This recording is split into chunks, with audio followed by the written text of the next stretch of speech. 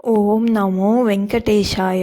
ఈ మంత్రోచ్చారణ వింటుంటే మైమరిచిపోవడం ఆ ఏడు కొండలవాని మహత్యం. వెంకటాద్రి సంస్థానం బ్రహ్మాండే నాస్తి కించన వెంకటేశ నమో దేవు న భూతో న భవిష్యత్తి అని ఆ గోవిందుని కలుస్తున్నారంటే ఆ స్వామి ఉన్నాడనడానికి అదే ప్రమాణం. స్వచ్ఛమైన భక్తి, సంపూర్ణ శరణాగతి, దైవం పట్ల విశ్వాసం ఉన్నప్పుడు అందరికీ ఆయన పలికే దేవుడే. తిరుమల తిరుపతి శ్రీ వెంకటేశ్వరుడు నెలకొని ఉన్న ఆ ఏడు కొండలు 8,000 చదరపు కిలోమీటర్ల మేర విస్తరించి ఉన్న సంగతి తెలుసు కదా. అవి కోట్ల సంవత్సరాల క్రితమే ఏర్పడ్డాయి అనేది భౌగోళిక శాస్త్రవేత్తలు చెబుతున్నారు. సముద్ర మట్టానికి 2,500 అడుగుల ఎత్తులో ఉన్న తిరుమల కొండ మీద 1979 నవంబర్ 7వ తేదీన అర్ధరాత్రి దాటిన తరువాత జరిగిన అపూర్వ సంఘటన చరిత్రలో నమోదైంది. దీని గురించి మనం ఈ వీడియోలో తెలుసుకుందాం. Hello guys, welcome to our channel Aadya talks. ఆ రాత్రి తిరుపతి పట్టణం గాఢ నిద్రలో ఉంది. తిరుమల కొండలపై నిశ్శబ్దం అలుముకొని ఉంది. అప్పుడు జరిగింది ఎవరు ఊహించని, ఎవరు గ్రహించని ఓ అద్భుత దివ్య ఘటన. తిరుమల శ్రీవారి ఆలయం లోపల నుంచి మణిమండపంలోని చేగంటలు అదే పనిగా మ్రోగసాగాయి. నిత్యం వేలాది మంది దర్శించుకొని స్వామివారి దివ్య సముఖంలోని గంటలు సాధారణంగా రోజు స్వామివారికి ప్రసాదం నివేదన జరిగే సమయంలో మ్రోగడం పరిపాటి. రాత్రి ఏకాంత సేవ తర్వాత కొద్దిసేపు బంగారు వాకిలిని మూసివేస్తారు. ఆనంద నిలయం వాకిలి తాళం వేస్తారు. గాలిగోపురం కూడా మూతపడుతుంది. మళ్ళీ సుప్రభాత సేవ కోసమే తలుపులు తెరుస్తారు. అంటే ఆ సమయంలో లోపల ఎవరూ ఉండరు. అటువంటిది ఆనాటి రాత్రి సుమారుగా 1 గంట సమయంలో ఆలయం లోపల మండపంలోని గంటలు మ్రోగడం అందరినీ ఆశ్చర్యానికి గురిచేసింది. ఏకాంత సేవ తరువాత స్వామివారు విశ్రాంతి తీసుకుంటారని, కాబట్టి దర్శనాలు ఉండవని ఆగమ శాస్త్ర నియమం. భక్తులు, పూజారులు ఒక్కరు కూడా లోపల ఉండరు. తాళాలు వేసే సమయంలో పొరపాటున ఎవరైనా భక్తులు లోపల ఉండిపోవడం, అది గమనించక ఆలయ అధికారులు తాళాలు వేయడం జరుగుతూ ఉంటుంది. అందుకని అతడు గంటలు మ్రోగించడం ద్వారా తాను లోపల చిక్కుకున్నాననే సంగతిని తెలుపుతున్నాడని భావించారు అందరూ. అలాగని శాస్త్ర నియమాలకు విరుద్ధంగా ఆలయ ద్వారాలు తీయరాదు. అందుకు తగిన సమయం వరకు వేచి చూడక తప్పదు. తెల్లవారి ఆలయ ద్వారాలు తెరిచి లోపల మూలమూలన చూస్తే ఎవ్వరూ కనిపించలేదు. ఉన్నవాళ్ళు బయటకు వెళ్లేందుకు వేరే మార్గం లేదు. తిరుమల తిరుపతి దేవస్థానం అప్పటి ముఖ్య కార్యనిర్వహణాధికారి శ్రీ పివిఆర్కే ప్రసాద్ ఆయన వెంకటేశ్వర స్వామిపై పలు గ్రంథాలు రచించారు. వెన్నైసా తిరుపతి బాలాజీ అనే పుస్తకంలో ఆయన తన అనుభవాలను గ్రంథస్థం చేశారు. ఈ సంఘటన వివరాలు అందులో లభించాయి. ఆయన ఐఏఎస్ అధికారి శ్రీ పివి నరసింహారావు ప్రధానిగా ఉన్నప్పుడు ఆయనకు మీడియా సలహాదారిగా వ్యవహరించారు. ఇంతకీ ఆనాడు ఏం జరిగిందనేది తెలుసుకుందాం. తిరుమలలో నీళ్లకు గట్టి ఎద్దడి ఏర్పడింది. భక్తుల తాకిడికి తగినట్టుగా నీటి లభ్యత లేదు. తిరుమలలోని గోగర్భం డ్యాం తదితర నీటి వనరులు అడుగంటిపోతున్నాయి.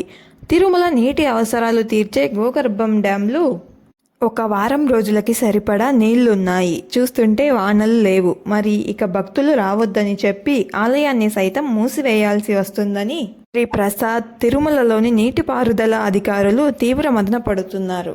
ఇంజనీర్లు కూడా ఎక్కడా నీటి జాడలు లేవని తేల్చి చెప్పారు. చెరువులు, కుంటలు, జలాశయాలు అన్నీ కరువు బారిన పడినట్లయింది. అప్పుడు శ్రీ ఉప్పులూరి గణపతి శాస్త్రి గారు ఒక మార్గం చూపించారు. వేదాలు, ఉపనిషత్తులు, ధర్మశాస్త్రాలలో అపారమైన పాండిత్యం, జ్ఞానం కలిగిన గణపతి శాస్త్రి గారిని అభినవ సరస్వతిగా శిష్యులు కొలుస్తారు. 82 ఏళ్ల ఆ జ్ఞానవృద్ధుడు తనను కలిసిన పివిఆర్కే ప్రసాద్ గారికి వరుణ జపం చేయించమని సూచించారు. పరిష్కారం లేని సమస్యను ఆ దేవుడు కూడా సృష్టించడు. ఆ పరిష్కారం కూడా మన చుట్టూనే ఉంటుంది, మనం గ్రహించాలి అంతే అని భరోసా ఇచ్చారు. వేదాలు ప్రతి సమస్యకు పరిష్కార మార్గాలున్నాయని చెబుతూ ఋత్వికులను ఆహమిచ్చే వేదోక్త ప్రకారం వరుణ జపం నిర్వహించమని చెప్పారు. ఉప్పులూరి గణపతి శాస్త్రి గారు చెప్పిన ప్రకారంగా తిరుమల కొండ మీద 1979 నవంబర్ 8 నుంచి 3 రోజుల పాటు వరుణ జపం జరిగింది. యాగం పూర్తయిన తర్వాత క్షణమే వర్షం కురుస్తుందని పురాణాలు చెప్తున్నాయి. కానీ ఆకాశంలో ఎక్కడా కూడా మబ్బులు కనిపించలేదు. ఇక ఉత్సవమూర్తులను ఆలయం లోపలకు వేంచేయించే పనిలో పడ్డారు.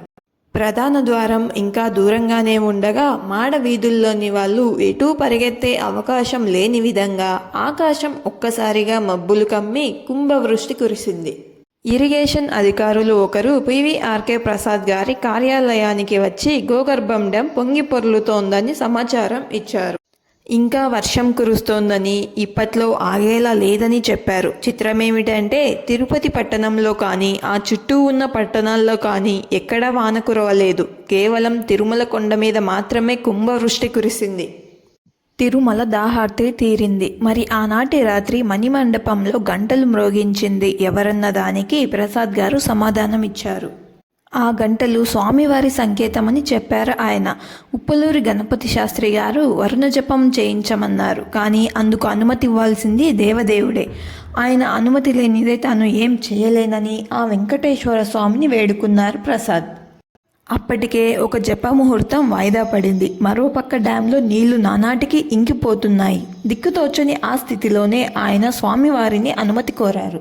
ఆ రాత్రి పవలింపు సేవ తర్వాత తలుపులన్నీ తాళాలు వేసి అందరూ వెళ్ళిన తర్వాత రాత్రి 1 వేళ గంటలు మ్రోగించి స్వామి స్వయంగా వరుణ జపం నిర్వహించడానికి అనుమతిచ్చారని ప్రసాద్ విశ్వసించారు. ఆలయ అధికారులు, భక్తులు అందుకు ప్రత్యక్ష సాక్షులు. ఇంతకంటే ఏం చెప్పగలం చెప్పండి. టీటీడీ చరిత్రలో ఇటువంటివి ఎన్నెన్నో ఉన్నాయని ప్రయత్నించి మరీ తెలుసుకుంటే తెలుస్తాయని భక్తులు నమ్ముతారు. స్వామివారి లీలా విశేషాలు ఎన్నో. బ్రహ్మ, విష్ణు, మహేశ్వరులని సృష్టి, స్థితి, లయ కారకులుగా చెప్పుకుంటాం. విష్ణుమూర్తి అవతారాల గురించి మనకు తెలుసు. అయితే తిరుమల శ్రీ వెంకటేశ్వరుడు సాక్షాత్తు విష్ణుమూర్తి స్వరూపమని, దశావతార మూర్తి కాదని పండితులు చెబుతారు. పల్లవులు, చోళులు, విజయనగర రాజులు తిరుమలను అభివృద్ధి చేశారు. భౌగోళిక సంక్లిష్టత కారణంగా మొఘలుల ఆక్రమణ నుంచి తిరుమల శ్రీవారి ఆలయం రక్షించబడిందని చరిత్రకారులు వివరిస్తున్నారు. అయితే తిరుపతిలోని ఆలయాలను, ఇతర మైదాన ప్రాంతాల ఆలయాలను దుండగులు ధ్వంసం చేశారు. పలు ఆలయాల మూల విరాట్టులను, ఉత్సవమూర్తులను తిరుమల తీసుకువచ్చి సంరక్షించారని చరిత్ర చెబుతోంది. ఢిల్లీ సుల్తాన్ అల్లావుద్దీన్ ఖిల్జీ సైన్యాధ్యక్షుడు మాలిక్ కఫూర్ 1311లో దక్షిణ భారతదేశంపై దండయాత్ర చేశాడు. మహారాష్ట్రలోని దేవగిరి, తెలంగాణలోని ఓరుగల్లు, కర్ణాటకలోని ఓయిసాల సామ్రాజ్యం, తమిళనాడులోని పాండ్యరాజులపై దండెత్తి ఆక్రమించుకున్నాడు. ఆ ప్రాంతాల్లోని ఆలయాలను ధ్వంసం చేసి అక్కడ అపారమైన బంగారం, రత్నాలు, ధనరాశులను కొల్లగొట్టాడు. అప్పుడు తమిళనాడు శ్రీరంగపట్నంలోని శ్రీరంగనాథుని ఉత్సవమూర్తిని అక్కడ ఆచార్యులు తిరుమలకు తీసుకువచ్చారు. వైష్ణవ సంప్రదాయం ప్రకారం ఉత్సవమూర్తులకు నియమానుసారం పూజలు నిర్వహించారు. అందుకే ఇక్కడకు తీసుకువచ్చి పవిత్రంగా స్థాపించి పూజలు చేశారు. పరిస్థితులు సాధారణమయ్యాక తిరిగి శ్రీరంగం తీసుకువెళ్లారని చరిత్రలో చెప్పబడింది. అందుకు సంబంధించి శాసనాధారాలు ఉన్నాయి. బ్రిటిష్ వలస ప్రభుత్వం సమయంలోనూ తిరుమల ఆలయాన్ని దోచుకునే ప్రయత్నాలు జరిగాయని శ్రీ విఎన్ శ్రీనివాసరావు రచన Tirupati Shri Venkateswara Balaji origin, significance and history of the ష్రైన్లో చెప్పబడింది. విజయనగర సామ్రాజ్య పతనానంతరం దక్షిణ భారతదేశాన్ని ఆర్కాటు నవాబులు తమ ఏలుబడిలోకి తీసుకున్నారు. ఔరంగజేబు దక్షిణ పాదాన్ని జయించాక అక్కడ పరిపాలనను సుబేదార్లకు అప్పగించి వెళ్ళాడు. ఆర్కాటు నవాబు పాలనలో ఉన్నప్పుడు వాళ్ళు తిరుమల ఆలయాన్ని ఆక్రమించడానికి పూనుకున్నారు. మద్రాసులో ఉన్న ఈస్ట్ ఇండియా కంపెనీ అధికారులకు ఈ విషయం తెలిసింది. వాళ్ళు వచ్చి ఆర్కాటు నవాబుల ప్రయత్నాలను అడ్డుకున్నారు. తర్వాత ఆలయ నిర్వహణను బ్రిటిష్ వాళ్ళు తమ ఆధీనంలోకి తీసుకున్నారు. అయితే బ్రిటిష్ వారు ఆలయ ఆచారాలలో జోక్యం చేసుకోలేదు. కానీ ఆలయానికి వస్తున్న ఆదాయాన్ని మాత్రం కొల్లగొట్టడానికి ఉత్తర్వులు విధించారు. వారు నేరుగా ఆలయ వ్యవహారాల్లో జోక్యం చేసుకోలేదు. ప్రజల నుంచి వ్యతిరేకత రావచ్చని ముందే ఊహించి 19వ శతాబ్దాల్లో హిందూ సాధువుల మతాలకు స్వామివారి ఆలయ నిర్వహణ బాధ్యతలు కట్టబెట్టారు. వారి ద్వారా ఆలయంపై పరోక్ష అధికారాన్ని చెలాయించారు. ఉత్తర భారతదేశానికి చెందిన హదీరాం బాబా మఠం ఈనాటి నుంచో తిరుమల శ్రీవారి సేవలో నిమగ్నమై ఉంది. ఆ మఠానికి ఆలయ నిర్వహణ అప్పగించిన బ్రిటిష్ ఈస్ట్ ఇండియా కంపెనీ ఆలయం నుంచి పన్నుల వసూళ్లను కొనసాగించింది. 1933లో ఆలయ నిర్వహణ తిరుమల తిరుపతి దేవస్థానం బోర్డు అధీనంలోకి వచ్చింది. పరోక్షంగా బ్రిటిష్ వారిది నియంత్రణ కొనసాగింది. అలా టీటీడీ పాలన మండలి ఏర్పాటైంది. స్వాతంత్రానంతరం జరిగిన అనేక రాజకీయ పరిణామాలు, భాషా సంయుక్త రాష్ట్రాల ఏర్పాటు జరిగాక తిరుమల తిరుపతి ఆంధ్రప్రదేశ్ రాష్ట్రంలో భాగమైంది. 1966లో టీటీడీ పాలక మండలి ప్రభుత్వ అధీనంలోకి వచ్చింది. అంటే స్వయం పరిపాలన ఉంటుంది, కానీ అది ప్రభుత్వ నిర్వహణలో జరుగుతుంది. 1979లో మరోసారి నిర్వహణ అధికారులను సవరించారు. ప్రపంచంలో అత్యంత ధనిక ఆలయం శ్రీవారి ఆలయమే అని, సుమారుగా 250 లక్షల కోట్ల విలువ చేసే ఆస్తులు కలిగి ఉందని కొన్ని లెక్కలు చెబుతున్నాయి. ఈ సొమ్మును స్వామి తన వివాహం నిమిత్తం కుబేరుడి వద్ద తీసుకున్న అప్పుకు చెల్లిస్తూ ఉంటారని పురాణాలు చెబుతున్నాయి. కలియుగాంతం వరకు అప్పుకు వడ్డీ కడుతూ యుగాంతం నాటికే అప్పు చెల్లుతుందని విశ్వసిస్తారు. ఆస్తులన్నీ భక్తులు వివిధ రూపాల్లో స్వామివారికి సమర్పించినవే కావడం విశేషం. అలాగే స్వామికి తలనీలాలు సమర్పించడంలోనూ ఒక తాత్వికత దాగుంది. శిరోజాలు మనిషికి అందాన్నిస్తాయి. మనిషికి అందం పట్ల వ్యామోహం కలగకుండా స్వామికి తలనీలాలు సమర్పించి లౌకిక సుఖాల పట్ల ఉండే భోగ విలాసాలను తనలో పెంచుకోకుండా ఉండడానికి ఆ నియమం పెద్దలు చెబుతారు.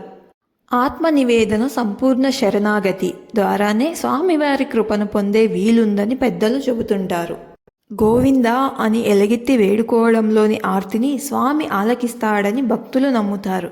మరి మీరు ఇప్పటి వరకు తిరుమల తిరుపతికి ఎన్నిసార్లు వెళ్ళారో తప్పకుండా కామెంట్ చేయండి.